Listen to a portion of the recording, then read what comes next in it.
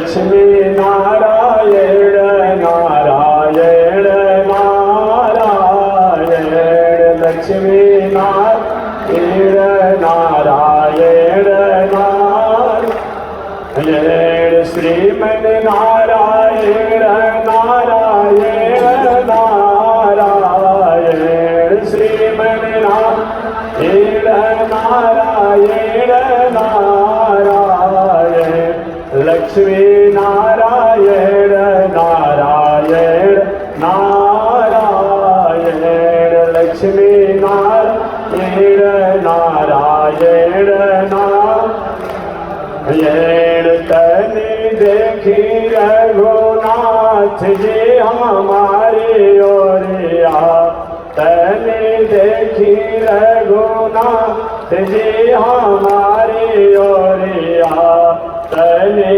ताकी रघुनाथ जी हमारे ओरिया तनि ताकी रघुनाथ जी हमारे बगसर में आके रहुआ तरका के मरने बगसर में आके रहुआ तरका ताकि रघुनाथ जी हमारे ओरिया श्रीमन नारायण नारायण नारायण श्रीमन नारायण नारायण नारायण लक्ष्मी नारायण नारायण नारायण लक्ष्मी नारायण नारायण नारायण बोलिए श्री लक्ष्मी नारायण भगवान की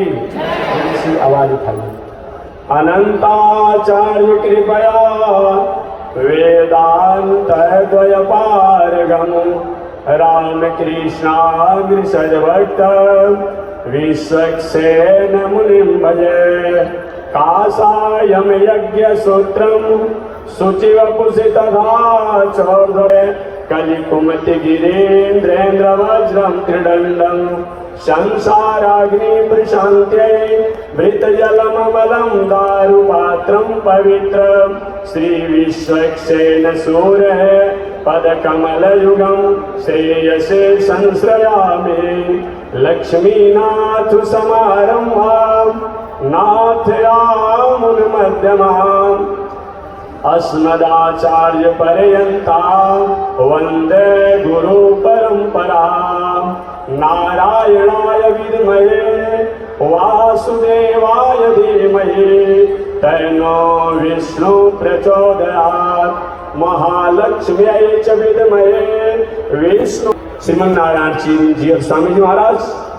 और इतना ही नहीं, स्वामी जी महाराज का परिचय बताना तो उसी तरह से अपने आप में है जैसे कि शायद हमने उस स्थिति को, उस तत्व को नहीं प्राप्त किया। आप जानते होंगे, मैं भी जानता हूँ, और आप कथाओं में, ग्रंथों में लिखा है स्वामी जी की वंश परंपरा ऐसी रही है। जो स्वामी जी हमारे श्रीमन नारायण जी और स्वामी जी महाराज के नामों से जो आप जानते हैं, जिनके वंशजों द्वारा पूरे भारतवर्ष में हर जगह अपने आप में स्तंभ बनाया गया है। उस कर्तव्य स्तंभ, विजय स्तंभ के रूप में कौन ऐसा तीर्थ होगा, कौन ऐसा तीर्थ होगा जहां अपने आप स्तंभ नहीं बनाया गया है। और उसमें भगवान श्रीमन नारायण के नमो नारायण मंत्र का अपने आप में मंत्र को उसमें लिख करके भर करके और पूरे देश में जहां भी तीर्थ के रूप में है वहां बनाया गया है। तो स्वामी जी महाराज की वंश परंपरा है आध्यात्मिक क्रांति का अपने आप में एक आधार रहा, एक स्टेटस, जिनकी पावन सहस्त्राब्दी महामहोत्सव के पावन अवसर पर आयोजन को आयोजित किया गया है। भगवतपाद श्री रामानुजाचार्य स्वामी जी महाराज से भी प्रार्थना की जा रही है, प्रभु आप ऐसे महापुरुषों को इस संसार में स्थापित कर और उनके बुद्धि को, मन को, विवेक को प्रेरित करके और पूरे विश्व का मंगल करें। ऐसे स्वामी जी महाराज ठीक पार्श में बैठे हुए, हरिद्वार तो एक अपने आप में काम है, कर्जालय होना ही चाहिए। शास्त्रों में निवेदन किया गया है, भगवान से पूछा गया प्रभु आपका धाम कहाँ है? भगवान ने कहा मेरा धाम तो हर जगह है। फिर भी भक्त ने पूछा प्रभु कुछ तो बता दीजिए कहाँ आपका धाम है? तो भगवान ने कहा यदि गत्वा न निवर्तन्ते तद धामम परमम मम, जहाँ जाने के बाद पुनः लौट करके इस संसार में लोगों को आना नहीं पड़ता है। यदि किंचित कहीं आते हैं तो पावर जीवों को कृतार्थ करने के लिए आते हैं। जैसे हमारे भगवत पास श्री रामानुजाचार्य स्वामी जी महाराज वहां से आए भगवान की आज्ञा से, और पावर जी जो मार्ग से अपना भटके हुए थे वैसे जीवों को कृतार्थ करने के लिए आते हैं। इस तरह से दूसरा भगवान श्री राम से पूछा गया, जिस समय भगवान लंकापुरी से जब लौट करके बांदर भालुओं के साथ जा रहे थे तो जब पुष्पक विमान आकाश मार्ग में अयोध्या के सन्निकट ही था, उस समय बांदर भालू ने पूछा, प्रभु एक कलकल और छलछल करते हुए कौन सी पूरी है? तो भगवान श्री राम ने कहा, मम धाम दास सुखरास, ये वही है जो मेरे धाम को प्राप्त कराने वाली है। कौन धाम है? दिवी चक्षुरातम तदली प्रासो विपनवयो जागृवंशे विष्णु परम पदम पर्याप्तानंतराय, वही मेरा धाम है। ऐसे अपने आप में हरिद्वार की पावन भूमि तो मुकाम खरजाले है ही, लेकिन जो पूरे विश्व में देश में जो अपनी योग साधना और आयुर्वेद के द्वारा अपने आप आयुर्वेद परिकल्प के द्वारा समाज को कल्याण करने के लिए संकल्पित है, अनंत श्री विभूषित श्री रामदेव बाबा जी महाराज। और ठीक अपने आप में पार्श्व में ही अवध धाम धामाधिपति अवतारणपति राम, ऐसे अपने आप राम जी के पावन अपने आप में सत्संकल्प को भगवान श्री राम के पावन अपने आप में जो भी अपना स्थान था स्थिति था उसको आगे बढ़ चढ़ करके अग्रसर करने वाले हमारे अनंत श्री विभूषित जगत गुरु रामानुजाचार्य कादम्बरी की संकल्प से संकल्पित और जो अपनी पांडित्य ही जिनकी वैदुष्य ही जिनका अपना एक परिचय है, ऐसे अनंत श्री विभूषित कौशलेश्वर पीठाधीश्वर स्वामी वासुदेवानंद लीला भास्कर स्वामी जी महाराज और भी धर्माचार्य जो उपस्थित हैं, बस मैं 2-4 शब्दों में निवेदन करूंगा। भगवत पास श्री रामानुजाचार्य, क्योंकि जिनका कोई आयोजन हो, विवाह हो, उन्हीं का गीत गाना अच्छा लगता है, तो मैं भगवत पास श्री रामानुजाचार्य स्वामी जी महाराज के बारे में निवेदन करना चाहूंगा। आखिर है कौन? जानने को तो आप जान रहे हैं, लेकिन मैं निवेदन करना चाहूंगा। सृष्टि के प्रारंभ में भगवान श्रीमन नारायण जो अपने सत्य काम सत्य संकल्प से इस दुनिया को प्रकट भी करते हैं, इस दुनिया को पालन भी करते हैं, इस दुनिया को संहार भी करते हैं, इस दुनिया को मोक्ष भी करते हैं। हालांकि कुछ विचारकों द्वारा, कुछ दार्शनिकों द्वारा जन्मादश शब्दों का अर्थ करते हैं कि जिसके द्वारा जन्म पालन और संहार, लेकिन नहीं, अगर यहाँ तक अर्थ किया जाए तो शायद उन्होंने भगवत पास श्री रामानुजाचार्य स्वामी महाराज और भगवान श्रीमन नारायण की भावों को वो समझने में कृपणता करते हैं। केवल जिसके द्वारा जन्म हो और पालन हो और संहार हो, यहाँ नहीं, जिसके द्वारा जन्म होता है, पालन होता है और संहार होता है और जिसके द्वारा मोक्ष होता है। आप पूछे महाराज संहार और मोक्ष में क्या अंतर है? जितने भी अपने आप में आधुनिक आप टीकाकारों के वाक्यों पर अगर विचार करते हैं तो जन्म पालन और संहार तक ही इसी में उन्होंने समन्वय कर लिया है। लेकिन संहार और मोक्ष में अंतर क्या होता है? संहार का मतलब होता है हमारी प्रतिकूलता के अनुसार जो व्यवहार होती है वो संहार है, और हमारी अनुकूलता के अनुसार जो व्यवहार होती है वो मोक्ष है।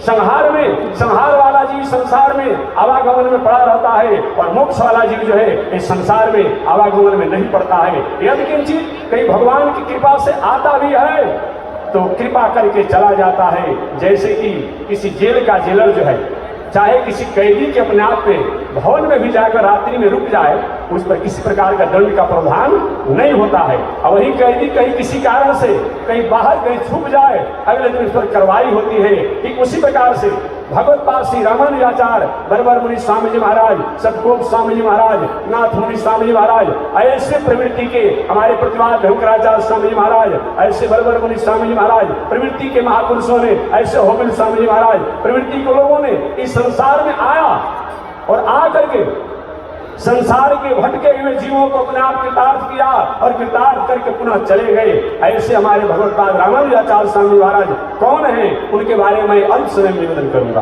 भगवतपाद श्री रामानुजाचार्य स्वामी जी दूसरा कुछ नहीं है, आप यह जाने।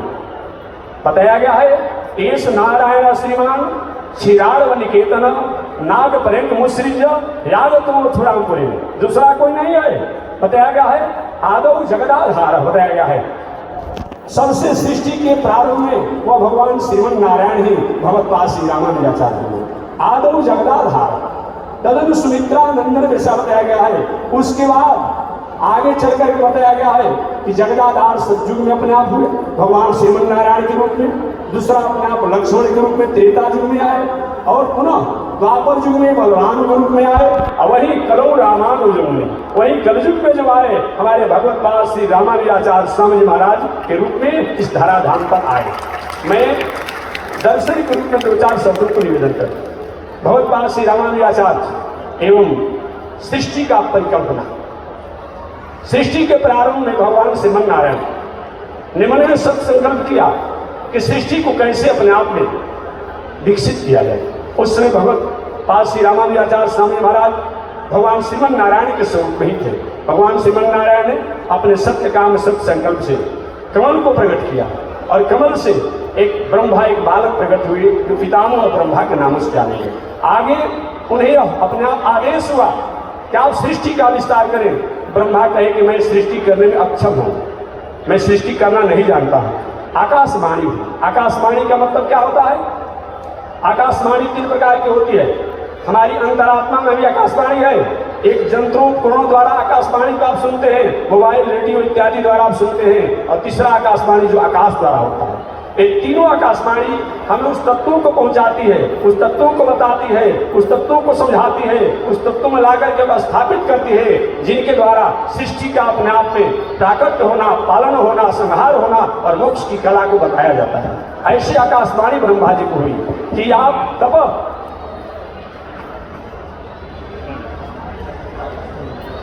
अपने ऐसे बहुत बार श्री रामानुजाचार्य स्वामी महाराज भगवान श्रीमन नारायण इस तरह सृष्टि किए, और सृष्टि करके अपने आप में क्या किए? ब्रह्मा जी को आदेश हुआ। वह ब्रह्मा जी पुनः अपने आप में सृष्टि विस्तार किए, जिसमें 10 ऋषियों का सृष्टि हुआ। आगे चल करके वही ऋषियों के सृष्टि के बाद बताया गया है कि अलग अलग समय में कभी वराहावतार के रूप में, कभी कच्छप के रूप में, कभी और रूपों में होकर के इस संसार में भगवान आए। और जब जब भी भगवान आए केवल मानव के कल्याण के लिए आए। पुनः सतयुग में भगवान श्रीमन नारायण अपने आप इस धराधाम पर जब आए तो वह भगवान श्रीमन नारायण, चाहे वह वराहावतार हो, वामनावतार हो और भी अवतार हो, जैसे विश्व का मंगल होना चाहिए, सभी प्राणियों का मंगल होना चाहिए, उस समय अपने आप में प्राणियों का मंगल होना संभव नहीं था। पुनः त्रेता युग में भगवान श्री राम के रूप में आकर के सब अपने आप में प्राणियों के मंगल की कामना की गई, लेकिन पुनः भी वह कार्य अपने आप में जिस तरह भक्ति द्वारा और समन्वय वेद सिद्धांतों के द्वारा होना चाहिए वह नहीं हो पाया। पुनः द्वापर युग में भगवान श्री कृष्ण के रूप में आए और आकर के प्राणियों का कल्याण करने के लिए उन्होंने अपने आप में चरम मंत्र का उपदेश भी दिया, शरणागति मंत्र का उपदेश दिया, फिर भी जैसा होना चाहिए वो नहीं हुआ। समय पा करके भगवान श्रीमन नारायण के ही अपने आप में सब संकल्प से संकल्पित जो हमारे आदि शंकराचार्य जी आए, आदि शंकराचार्य जी ने भी जिस समय कुछ ऐसे दार्शनिक विचार जो अपने विचार द्वारा, अपने दर्शन द्वारा सामान्य जो साधारण जीव थे उनको कहीं प्रशस्त मार्गों को बताने में अक्षम थे, उस समय शंकराचार्य जी आकर के और इस संसार के लोगों को एक मूल मार्गों का स्थापना के कल्याण में अपने आप में सही माने में पर्याप्त नहीं था। पर्याप्त नहीं तो उन्होंने प्रयास तो किया, कर्म करो, और कर्म करते हुए उन भगवान श्रीमन नारायण को तुम याद करो, चिंतन करो, ध्यान करो, तुम्हारा उद्धार हो जाएगा। भक्ति मार्ग है क्या चीज? भक्ति मार्ग कहते किसे है? भक्ति का अर्थ होता है, व्याकरण से अगर भक्ति शब्दों को परिभाषित किया जाए तो वह सेवा एवं धातु से अक्तिन प्रत्यय होकर के भजन होता है और इसी से भक्ति होती है। भक्ति का मतलब हमारे भीतर जो तेज है, भीतर जो ज्ञान है, भीतर जो विवेक है, भीतर जो ऊर्जा है, उसको प्रैक्टिकल रूप में, प्रयोग रूप में स्थापित करना, इसी का नाम क्या है? मन को, अपने बुद्धि को संबंध स्थापित कर दिया जाता है, इसी का नाम भक्ति है। ऐसे भक्ति मार्ग के द्वारा भगवत श्री रामानुजाचार्य स्वामी महाराज इस धराधाम पर आज से 1000 वर्ष पहले आकर के और पूरे मानव मात्र का उद्धार किया। एक व्यक्ति ने उनसे पूछा था, महाराज जी रामानुजाचार्य स्वामी जी को आप जगत गुरु कहते हैं, गुरु तो बहुत है जगत गुरु। मैंने निवेदन किया, जगत गुरु वो व्यक्ति नहीं होता है जिसके उपदेश, जिसके संदेश, जिसके नियम, जिसके संकल्प से मानव मात्र का कल्याण हो, उसी को जगत गुरु कहा जाता है। वही जगत गुरु होता है, चाहे उसको कोई शिष्य हो या न हो, उसके आदेश अभी आप जान रहे हैं। अभी आप जय श्रीमन नारायण। अभी आप जान रहे हैं बहुत बाद रामानुजाचार्य स्वामी महाराज के सिद्धांतों पर आज पूरा राष्ट्र जो है अपने आप सेवा कर रहा है। इसीलिए मैं निवेदन करना चाहता हूं कि भगवत्पाद रामानुजाचार्य स्वामी महाराज इस दुनिया में सबसे श्रेष्ठ मानव जीवन को जीने का श्रेष्ठ आयाम है, श्रेष्ठ आधार है, श्रेष्ठ स्टेशन है, श्रेष्ठ जीवन जीने की कला है।